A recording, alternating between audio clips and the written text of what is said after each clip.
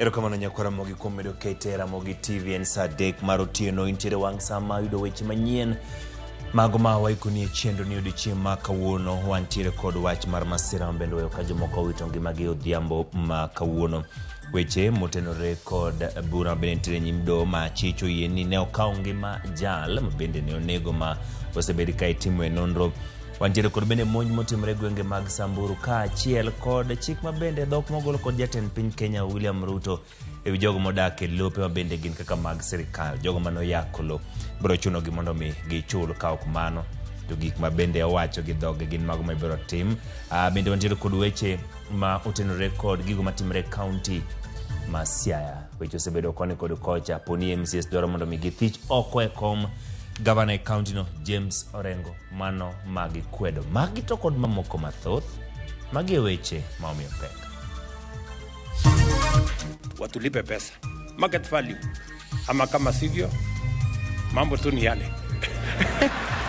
Jatend piny Kenya William Ruto koro wuok mager gi ji ma iyango ne oyako lope piny owacho mavoko mago manie lope mamoko omi chik ni ochudi kata dargi. Ndi manyocha ichichne onego jatij osiptal ma Nairobi Eric Maigo gi ketho mar nek makamano. Wan ka kod bura masia wan gi ratiro mar thicho ng'ato ang'ata oko mar tich. MCS Masiaya ni kama tek gikwedo weche matudogi gi paro mar thicho oko Governor James Orengo to kod jotend migepe mage.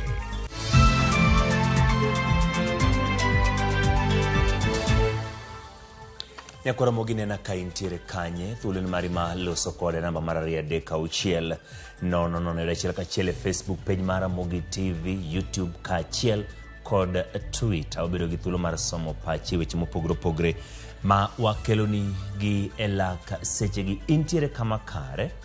Nyinga Oching Emmanuel jaloko marwa en Belinda Dhiambo bed kode chakruok nyaka giko. Kocha gi wach ma bende omiyo walit kod kuyo Dhiambo masani en ji ang'wen owito ngimagi masira mar apaya motimore e Akekio mano junction ma Kasimba gi boma ma Oyugis apaya ma Kisii kochomo Oyugis e county ma Homa Bay. Ji ma owito ngimagi oriwo mine ariyo gi chwo ariyo. Masira no mojuko lori kod apiko odhiambo ma kawuono. Joneno ler ni lori mane rik oting'o kite kowuok yo Kisii otuma apiko mane rik ni kod ji adek mane wuok e chiro Nyang'ela kochomo Oyugis. Lori otumbogi gi e Akekio ma Kasimba kendo nego gi kanyo bang' jariemb apiko no donjo e wang' apaya ma ok orango malong'o. Komanda mar obila mar Achonyo South Lilis Washira oyango masirano ringre gi otere kar kawo ringre manie kar thieth mar Achonyo South Sub County.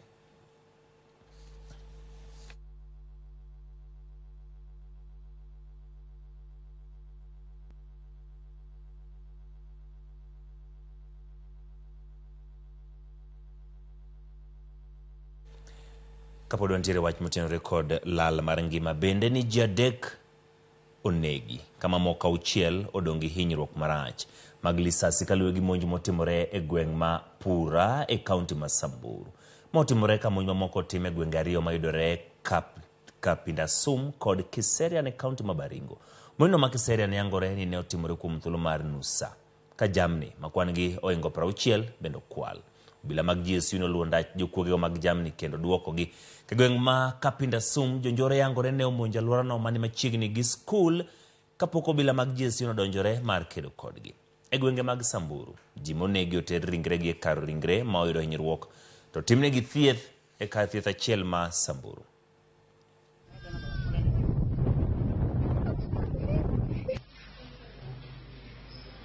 Nimeshindwa na hiyo shida.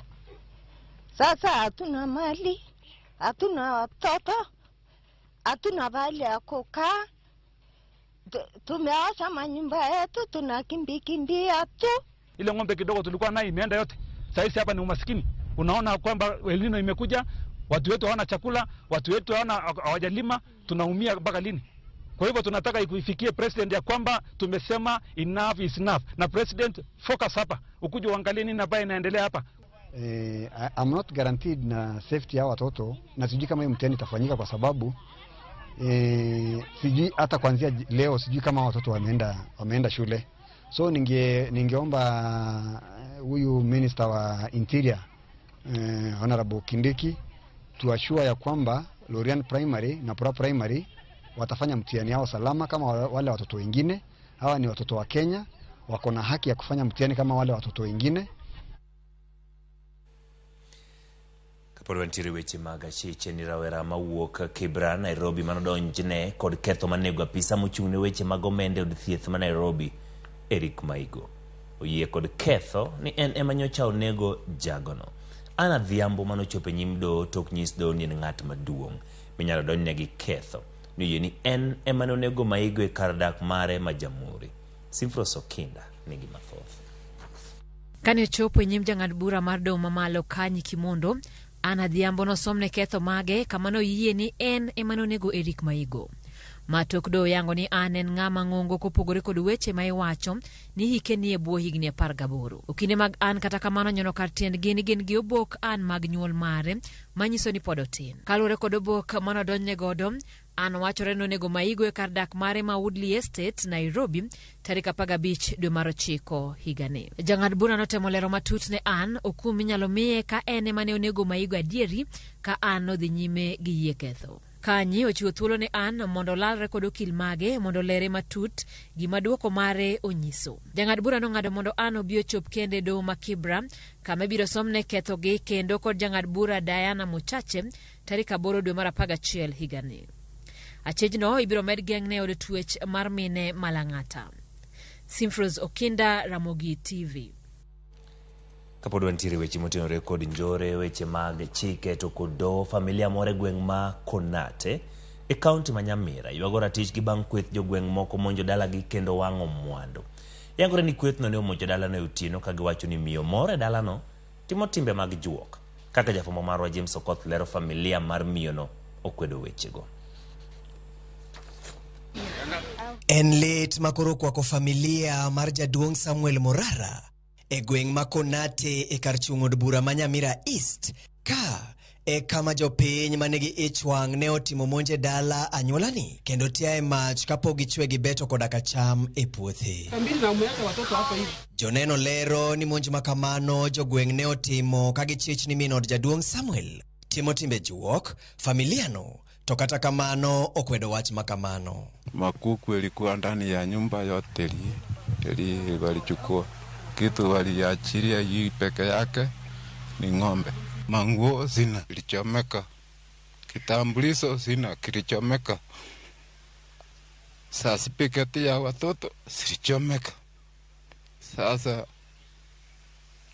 naomba isaidike, hata sina yote nitaweza kusema. Kitu kilimpa yeye akapewa uchabe ni mtu aliusia uproti hapa chini. Hiyo mtu ni ndiye anakuja anasema ati nyumba yake nakataa kukuisha ati nasikwa. Sasa ati hiyo mama ndiye anasika hiyo nyumba yake kuendelea. Tend gweng'no ka hotel ne gi jalup ruoth Siamani Teslin Mora oseyotim mar jopiny monjo dala familiano mabende oyangore ni ne Rick gisetemo timo kata mana e kinde ma okalo. Kama kuna shida tuko hapa, tuko ofisi kila wakati, tuko kijiji kila wakati, kucha leta ripoti tushauriane. Ni kitu ya usiku, watu wamekamatwa lakini siwezi jua ni kiasi gani na ni suspects, uchunguzi naendelea. Ochuno familiano mondo omany resruok e tesendo bila ma Nyamira kaluwore gi luoro makoro kwakogi. James Okoth, Ramogi TV. Ekoromogi kwa dhiye weche motenore kod lope mopogore magi sani kelo liet kendo ganda moko ywak ni jatend piny Kenya William Ruto. Koni ji ma osebedo ka okawo lope mag piny owacho nyalo mana resore poni gichulo omenda ma piny owacho dwaro e lopego. Ruto mane twak e skund piny owacho matiego lony puonjo jopuonjre man gi ng'ol mopogore okoni poni jogo ok bi yegolo omenda ma idwaro kod piny owacho ibiro dargi gi thuon kaka osebed ka itimo. Ka jurito mondi lero maromo eka 20 mag law mag Kenya Institute of Special Needs bende ji ogede kendo semi gi thuolo mar twak ewi ka gichudo kata gidar. Maokang' ma okuongo ma jatend piny Kenya William Ruto loso e weche lope ma kuom dwe achiel koro osebedo ka kelo wich bare counties ma Machakos, Kiambu kod Nairobi. Ruto mane loso e kinde nyasi mar keto ayanga kar tiegruok mar thieth kod chwalo geche ne apisa mag somo e counties duto 47 okoni kinde ochopo manyaka koro gol achudhe ma osebedo katimo dongruok e lope sirkal maonge wich kuot. Okoni oikore mar tieko chuth wach mar achudhe mag loe pachoka. What we must get rid of in the whole of this is impunity. We must get rid of impunity. We cannot allow impunity in Kenya. You know, we all must play by the rules. We are all equal before the law.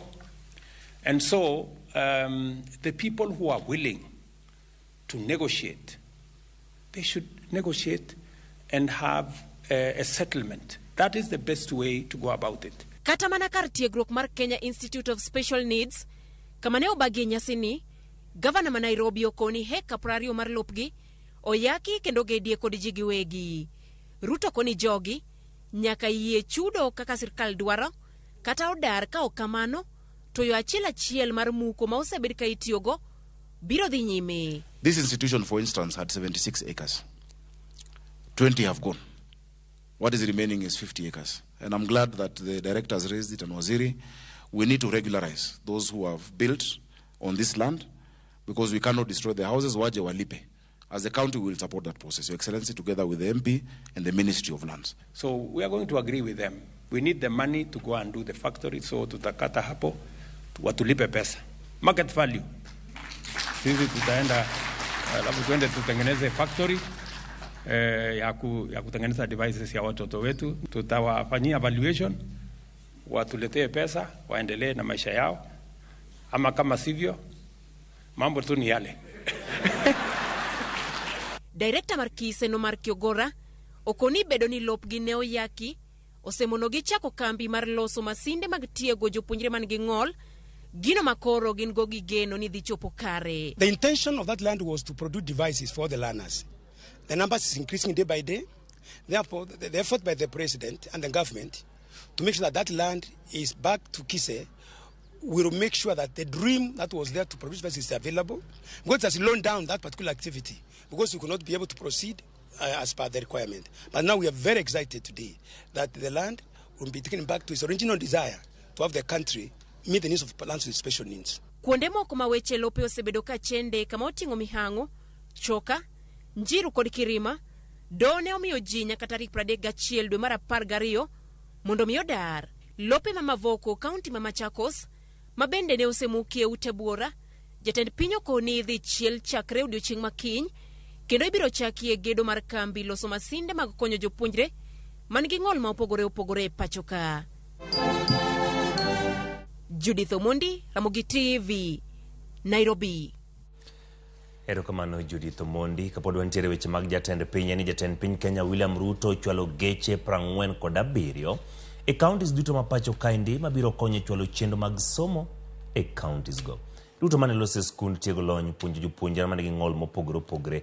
Okoni chenro no dhi bedo konyruok ne apisas mag somo ahinya to kinde penj machakore ayanga juma manyien. Okoni chenro duto mag penj oseikore. We have Nairobi region, and we are privileged to have the governor present.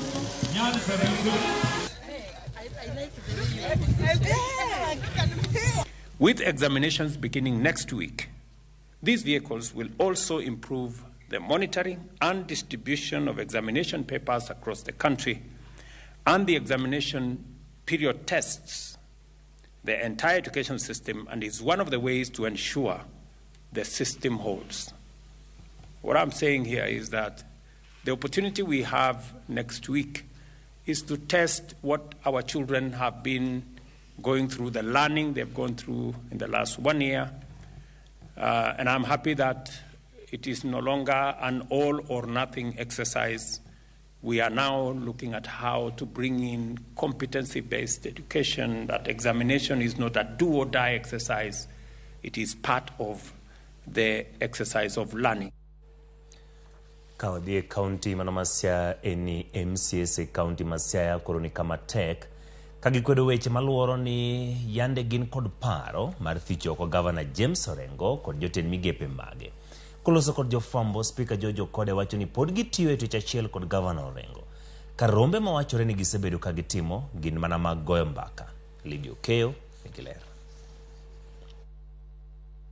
Bang' weche moko liekore ni nitiere paro moro manochwal e od bura ma kaunti ma Siaya mageto dhicho oko gavana ma kaunti no James Orengo ya PC. Spika ma kaunti ma Siaya George Okode okwedo wechego kawacho ni onge paro moro amora mani od bura ma kaunti no.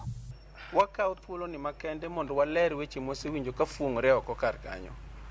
Wan kaka od bura ma Siaya wan gi ratiro mar thicho ng'ato ang'ata oko mar tich kapo nono ne otimo gik ma kitimo to nego thichi oko. Baraka thuolo ni mar lero nunu kaka od bura ma Siaya waonge gi paro mora mora gi samwa wuoyeni mar thicho gavana ma Siaya oko e tich. Okode wacho ni MCAs ma kaunti ma Siaya osebedo gi winjruok makare gi gavana ma kaunti no James Orengo ka gisiko gibedo kod romo ka gipango chenro mag kaunti no. Watiyo kode maber gisani kendo wan gi winjruok. Emomiyo wan kode gi romo mag sakasa. Jumapil nyocha wantie kode sakwa. Kendo Jumapil mabiro wadhi bet kode gem. E diere karka waromo sa asaya. Omiyo mano kik chand ng'ato. Bende owacho ni kata mana jod bura ma iluongo nyingi e wechego nitiere e mudho. Ng'ama ne wacho ni chal ng'ama kelo wach mar paro mar thiche okono ema wan go nyaka kae. To wacho ni pok oneno. An awuon kaka spika pok aneno parono. Clark pok oneno parono. Parono onge to wakawe ni onge. Chieng' mochopo en wabedgo gisani watiyo maber kendo onge gima dimi wagomb mar thiche oko. Maling'ling osebedo ka tuomore kaunti ma Siaya. Ne chalo ka gima jod bura ma kaunti no ok mor gi gavana James Orengo ma wachore ni luwore kod weche moko magorak mane gigeto yudo kowuok e apis gavana to kata kamano mano pok otimore. Wang'eyo ni chik wacho ni jod bura ok onego bed ni timo weche magorak. Kendo wan gi chike wa moko yudo ng'ato kotimorak tikawo ne atua mager. Omiyo mano bende onge.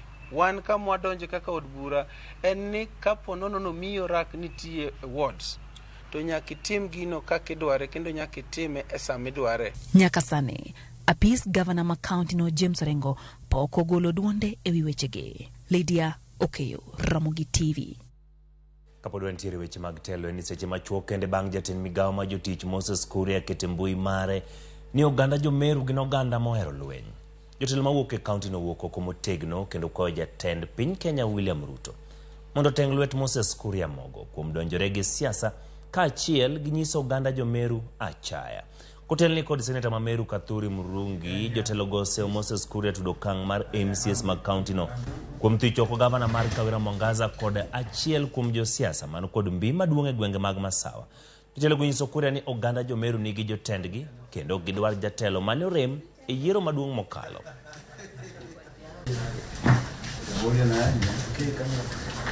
That is totally out of order by a cabinet secretary.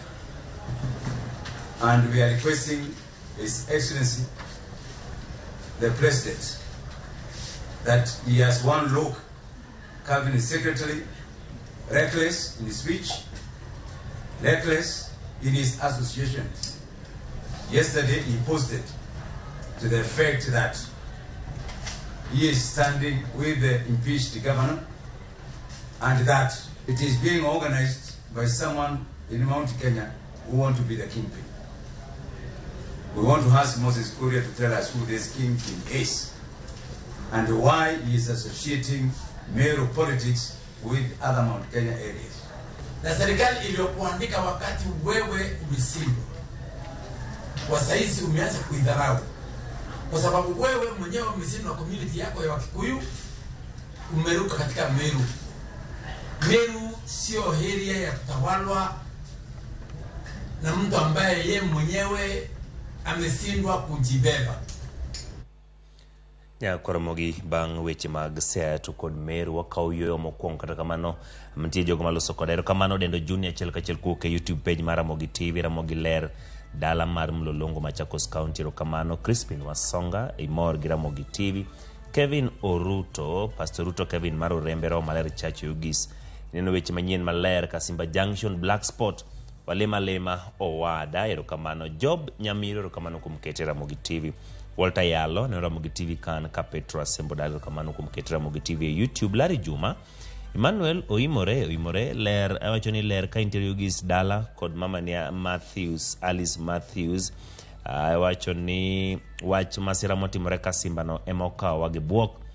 Mos nyanyola moyudo kwero kamano Lari Juma Jojo Tieno Ramogi TV ka intiere Rapogi Kanyamkago. Ero kamano kuom kete Ramogi TV. Victor Kevin Ramogi lero gunja maratari kendo koro wacho ni ichulo pesa to ne osekawo gimore weche mag lero kamano Victor Kevin. Nyokelo Ramogi TV Maseno University in locked Lavenda Nyango. Lero kamano William Oriema hayo maber ne Wycliffe Omondi kod Nyamera Primary duto kamano William Oriema. Joyce Awino Joyce Ramogi TV ler bondo koni inene gidau maen nyalego kamano Fredrick Ogola Ramogi TV iwacho kanyo ni ler mana Fred Masan King. Samson Orega Okal Orega Wood Kano Ugwe School ero kamano. Andrew Livingston Otieno Chieng Emmanuel ni maler kain sindo mwalo Motis Nyakwar Nyawadi ero kamano. Jeno Siro in bende no chelka chel koke YouTube kachiel gi Ogonji Ruben to kod Andrew mabende wasosomo eru kamano kuom ketra Ramogi TV mag jok maneno achiel kachiel koke YouTube. Kikidhi mabor Nyakwar mga jwang pod wantiere kod mathoth e chendo mar Oimore.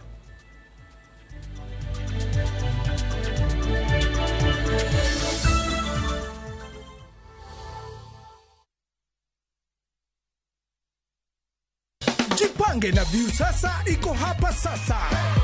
Jishindie maelfu ya pesa kila siku kwa kutazama content kupitia View sasa kwa shilingi 50 pekee. Kuna mshindi wa shilingi 1,100 kila siku, 1,500 kila wiki na mshindi wa grand prize ya shilingi 3,000,000 cash money. Kushiriki piga *487*3#. Chagua Jipange na View sasa. Kisha chagua video package ujipatie points na uongeze uwezekano wako wa kushinda mamilioni. Hakuna kudownload au kusubscribe. Unaenda tu nywe. Jipange ushinde mamilioni na View sasa. Mamilioni.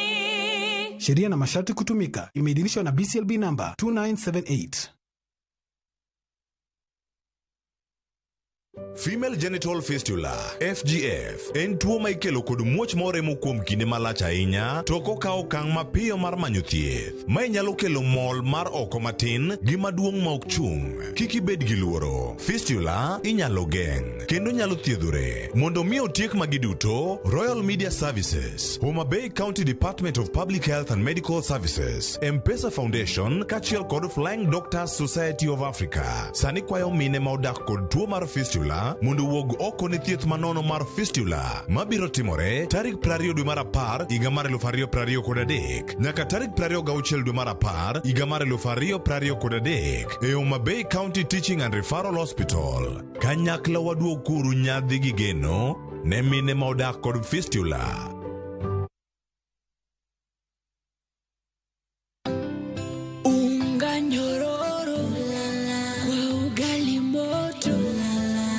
Kwa masonko basi unga ni gani, niambie ni gani, unga ni gani, kama sura premium.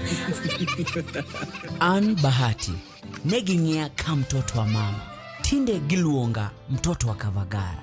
En mogo mayom rachar dum mamit to yudre kamora mora kwa raha familia atiogi raha premium.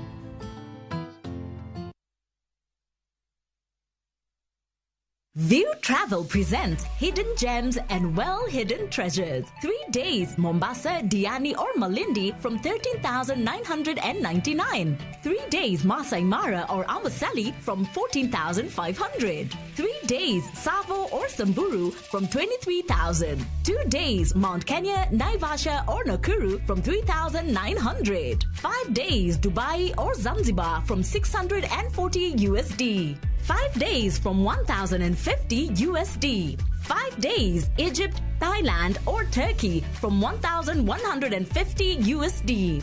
5 days, Malaysia or Singapore from 1,100 USD. 5 days, Santorini or Maldives from 1,680 USD. Contact us on 0703-254-254 or book online at www.viewtravel.com.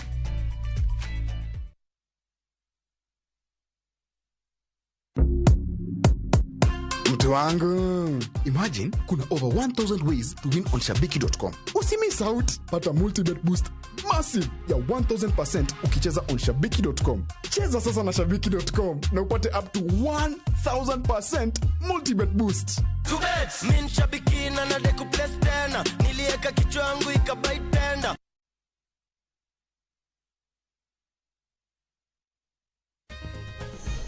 Wateja who prefer stock zangu juu ziko tayari kuvaliwa pap lakini vile hii ekonomi imetufinya, ilinibidi kubadilisha sabuni nikatumia ingine rahisi. Bala, ilibidi nioshe kila kitu mara 2. Sikuwa na otherwise, nikarudia Ariel. Mi hupata clean and fresh results kwa mosho mmoja tu. Ariel ndio siri yangu. Sasa stoli yangu iko popular sana. Ariel, usafi bora kwa mosho mmoja tu.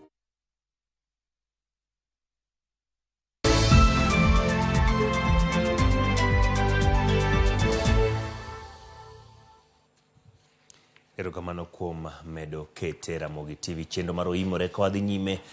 Jod bura mane otiyo e kindiga ma 1984 kod 2001 nyalo buonjo nyaka e bengi. Pono ni od bura obiro puodho paro mar chik ma jaod bura ma Sirisia John Waluke mar miyogi aeri mar shillings 100,000 dwe ka dwe. Waluke mane lose kinde mane chopo nyim komiti mar od bura mochung' ne omenda yuago ngima marach ma jaod bura machon odakgo. Kaloro ni moko kuom gi yudo eri mar shillings 7,000 dwe ka dwe. Paro kata kamano ni ohinga maduong' bang' paro mar chik maket gi mano chwal kod jakom ODM John Mbadi modho pi od bura mokalo. Tuk jatend piny Kenya machon Uhuru Kenyatta wito oko parono kalore gi chal marach mar uchumi mano kel kod muoch ma midhusi mar COVID-19 e pachoka. Chair, these people or our former colleagues are relinquishing in poverty, Chair, because you see them sometimes when they come to this house, they beg for food, Chair, some beg for fare, and Chair, I propose that these members of parliament who served, as I read before, below, Chair, will agree with me that we increase pension for these members of parliament for the tune of 100,000 shillings per month. Eweche mag duond bura mar ODM, jokombe mag duond buch ODM koro wacho ni gidhi nyime gi ikruok ne yiero mag duond burano ma gichano higa manyien. Jotelo ne onyiso chia margi ni yiero mag ODM ibiro bage yo kwe kendo ma uyanga. Magno yangore seche mane gibedo kod romo e magawa moro buore Nairobi, romo bende no yore gi jodito mamoko mag ODM. We shall not allow any member to undermine the party and its leadership for own selfish gains and unnecessary political expedients. We are going back to counties to sensitize our members on the forthcoming party grassroots elections. We shall endeavor to ensure that exercise will be peaceful and that it will be held in a conducive environment.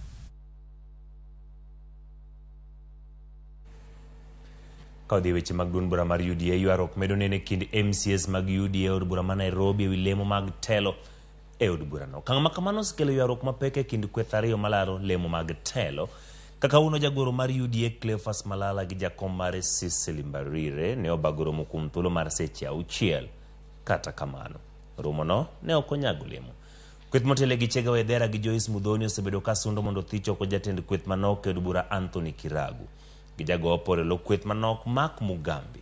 Gino ma osejimbo yuarok mabende koro baro duond bura mar UDA diriyo e bunge county ma Nairobi. Na tukapiga kura. Upande wetu ukapata watu 27. Upande ule mwingine ukapata watu 26. Hivyo ikabainika kwamba katika bunge la county la Nairobi limegawanyika mara 2.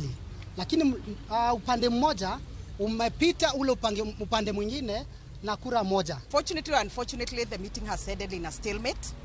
We were unable to agree on the way forward. We have written to the DCI to request the DCI to investigate whether the signatures were forged or not.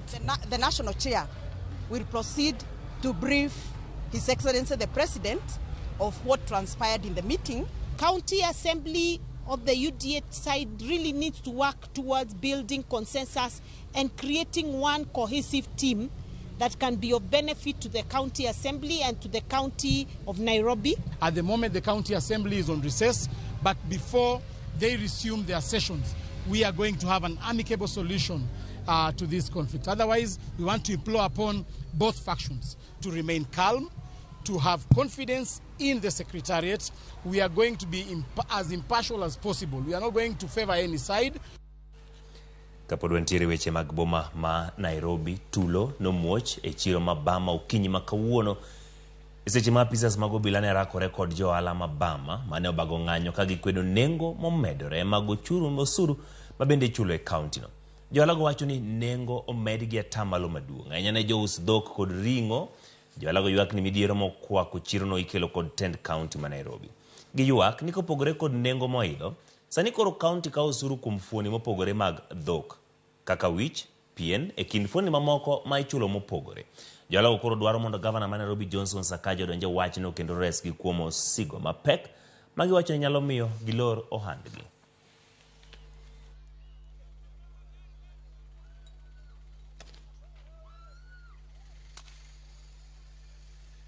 Kulingana na vile tulikuwa tunalipa kitambo, tulikuwa na agreement kwa tunalipa 150 per cow, per carcass.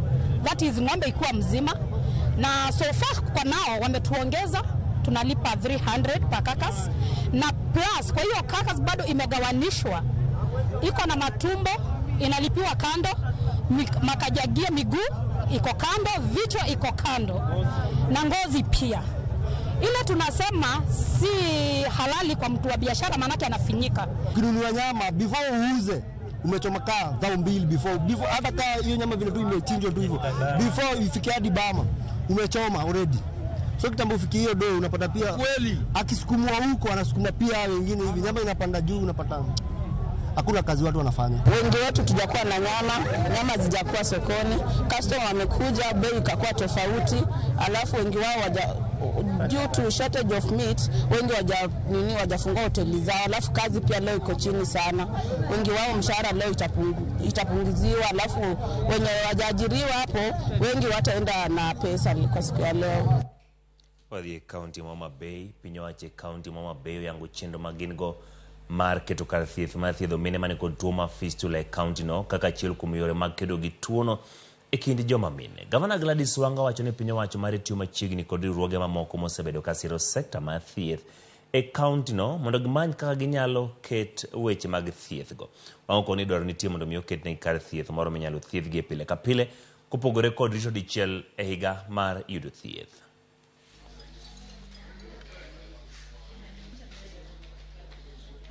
Karaka goi picha bene to kidi fwenyi ni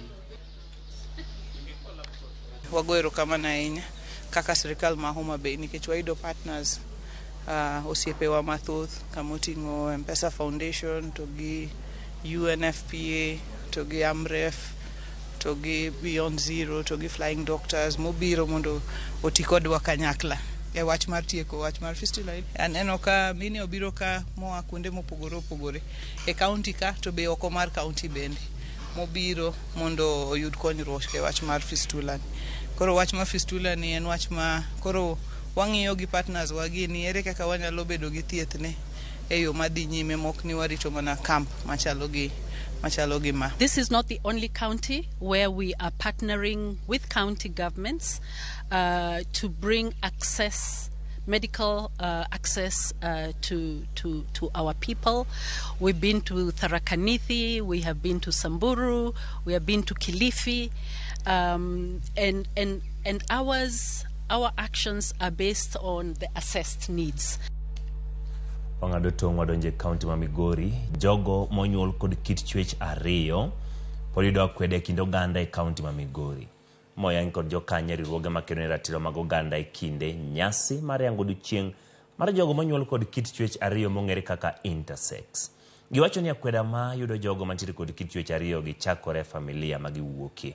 Kadaro margi en ni piny owacho jiw puonj motenore kod jogo modak kod kit chwech ariyo. Jokendo ratiro dwaro mondo piny owacho dewgi ka giketo chike ma owinjore. Ka ripot mar kwan oganda mar higa magana 19 yango ni kaunti ma Migori nitiere kod jogo man kod kit chwech ariyo maromo 35 ka joma kendo ratich oganda wacho ni kwan gi thoth mohewo kanyo. Is the community at large gi service providers mondo ka ng'ato odhi kamoro kik ng'igi gi wang' moro marakweda nikech ng'ato nyinge en Tom to oneno kameri ineno koro ka onge akweda ilago gidhi yudo services gi without discrimination. Ng'ade mang'eny wayudo ka ng'ato ndiko kata mana ka ntiere idwa ndik tich tibro yudo ka iwacho ni idwaro dichwo kata idwaro dhako to ng'ama paro ga ni chwech mar adek nitie en be nyalo dware onge ka ji nitiere kata mana institution moro amora ibro yudo kolos chwo mar mon olos chwo mar chwo lakini mar ng'ama chwer gi kit chwech machielo ma wacho chwech mar adek ni gin gi onge gi kar gi nyalo ketne gi moro. Wasemo oganda kachiel kod ji duto matiyo ne ratiro mar dhano ne mondo waneni wagolo akwede. Koro wanto kaka kanisa onge gima ok wanyal kwedogi. Wanyisogi mana ni yangre uru nikech kamane kaka nochweu gi Nyasaye to ka intiere gi wach moro mineno kata ka ng'ato osetimo ni marach tibiro kaka kanisa wawuoyo to waneno mana kaka wakonyo nikech mano e kaka Nyasaye nochweyogi. Ni watu ambao kwamba katika jamii zetu wanajaribu kufichwa. Wazazi wengi wanajaribu kuficha watoto wao ambao kwamba wamezaliwa na jinsia mbili kwa pamoja, yani jinsia ya kike na jinsia ya kiume kwa sababu ya kuogopa, kwa sababu ya aibu. Lakini bila shaka Mwenyezi Mungu anasema kwamba yeye ndo aliumba watu. Kwa hivyo wajitokeze na wakubali katika jamii.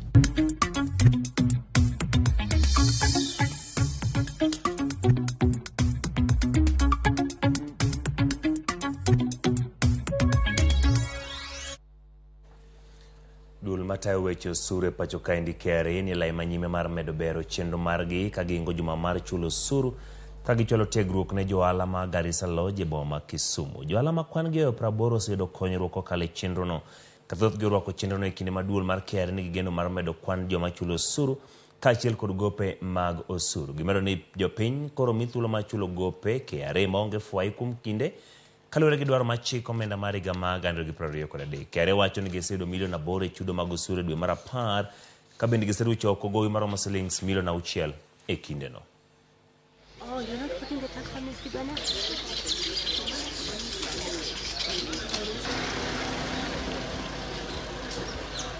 So far it was good.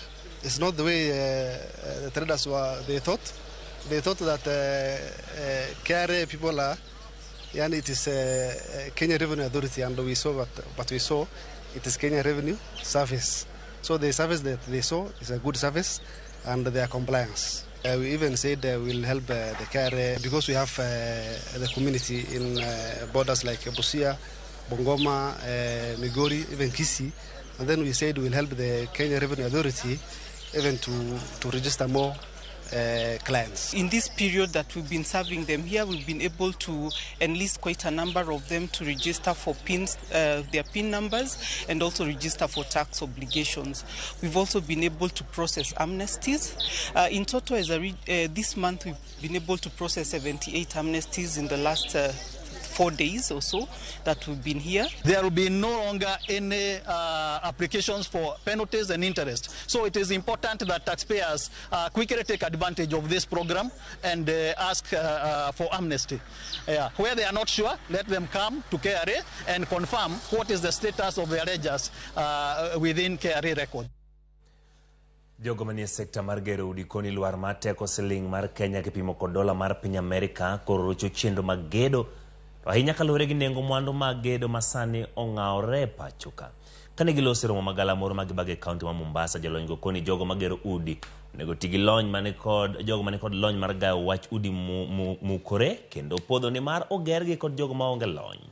Seche gogo ten National Housing Corporation kone achiel kuom midhieche mosemono chako chenro mag gedo ute mane go yueyo e kaunti moko en nok mar kuonde gedo. Jo governors mondo yang lope manyalo tai chenro makamago mag koni keto geto chiwo thuolo mag tijni rowere kod medo ute dak manyasani. Shilling weakening, cost of materials rising, it would be ignorant of us professionals not to tackle that event, and how to create tactics around how to survive and to ensure that the construction industry doesn't continue suffering. So what I'm saying is that the county governments, when they give us land, we should be able to do. That's what we are saying. Of course, there is something else about the debts with the defunct local authorities or the corporation, 2.2 billion. We are very happy that recently Taita Taveta County was able to pay 19 million. Kisumu owes 1.4 billion. They are trying to give us land, and we would like all the other county governments to emulate that and pay all those debts to be. That is the money that we also go towards that affordable housing. The rallying call is to call upon professionals to provide their best. QSs are expected to support the government on cost, issues relating to cost and contract management. Another issue, through the office of the head of public service, we've been engaging very closely all the players within the built environment to address issues that are affecting us, including the challenges in the build collapses.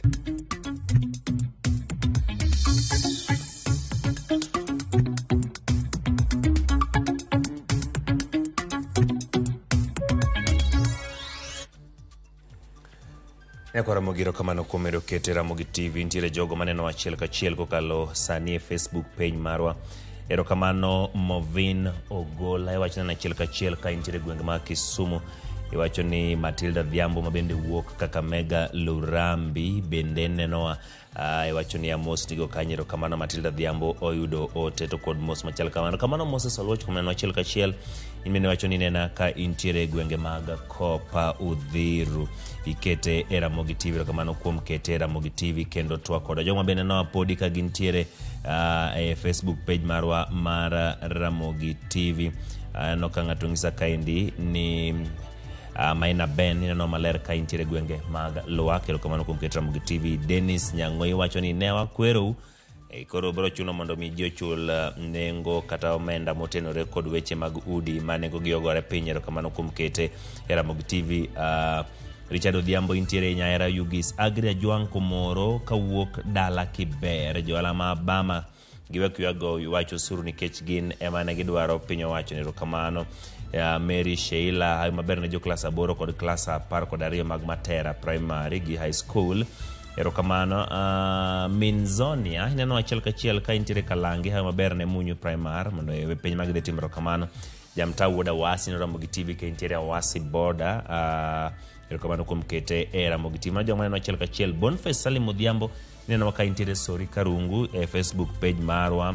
Loch Pola Udi ka intiere Kiembeni Mombasa. Erokamano no maler Huluwini Kakamega ingi mama ni Jen kanyo. Mago jokwa neno achiel kachiel kuwuok e Facebook page mar Ramogi TV kendo giloso koda gi elak seche gi gin ji mathoth. Eric Gono awuodo ka chien Kaluoch Kayole koda Pisa Mangi Nyota Makadara wacho ni midhiero motimore Yugis Kasimbano ema lit. Jo apiko onego owach ni obedie akicha kendo kila ng'ato bed kod license. Mano en kaluwore kod Eric Gono. Erokamano kuom oteni mayoro kanyo wayude achiel kachiel bende kinenowa kowuok e Facebook page mar Ramogi TV. Kik idhi mabor nyakora Mgajwang nikech kwaduogo wantiere kod weche mag tuke.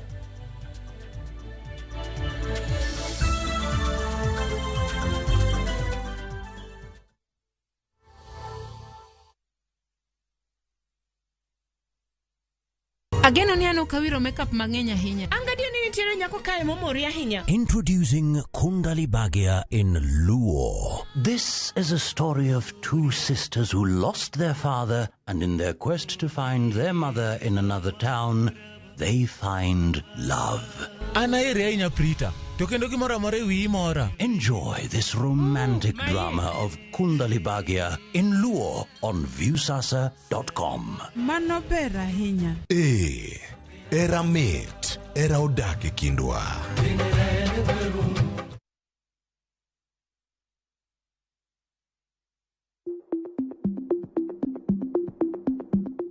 Bedo ni ng'ato ni kod tuo mar kansa ok onyiso ni ong'adne buch tho. Lim od thieth mantie machiegni kodi mondo pimi kata timni screening. Oteni okelni kod Royal Media Services. We care.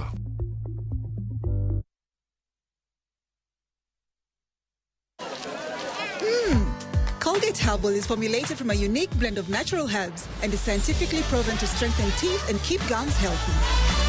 Try Colgate Herbal, scientifically proven for strong teeth and healthy gums.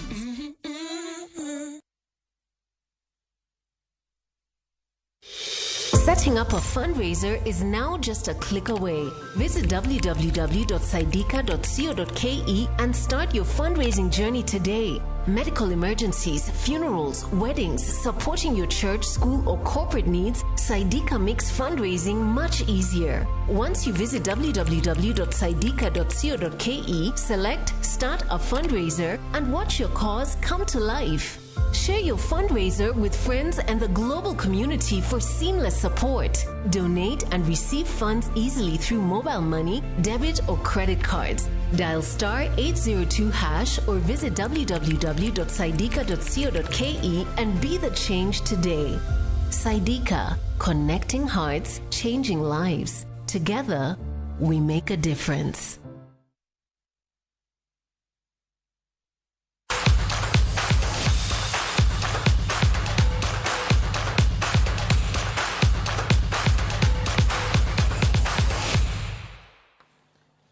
Timbe adhula mar Harambee Stars okomedo idhe mesa machung' mag timbe mag adhula e piny mangima listi moyang kod FIFA odiochieng' ma kawuono. Ma en kata bedo ni piny Kenya ne otugo tuko osiep kod tim mar Russia kendo wuok amodhi mar gonde 2-2. Tok ne logi kod Sudan ma milambo e alap ma Kasarani.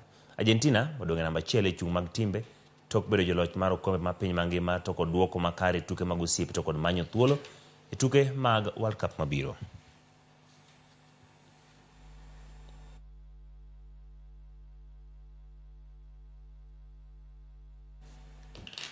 Jatugo mar piny Italy matugo ne timbe adhula mar Newcastle Sandro Tonali ogo kum mar dweche 10 tugo tuke adhula. Tonali ma jegni 23 ogo kum kaluwore kod weche mag go punda bang' yude gi ketho mag go punde tuke mag klab mane ntiere mano AC Milan kapok oriwore gi Newcastle dwe mar 7 higani. Tonali koro biro bedo oko e season duto tuke mag Premier League, tuke mag Europa, poni Italy biro pime tuke go.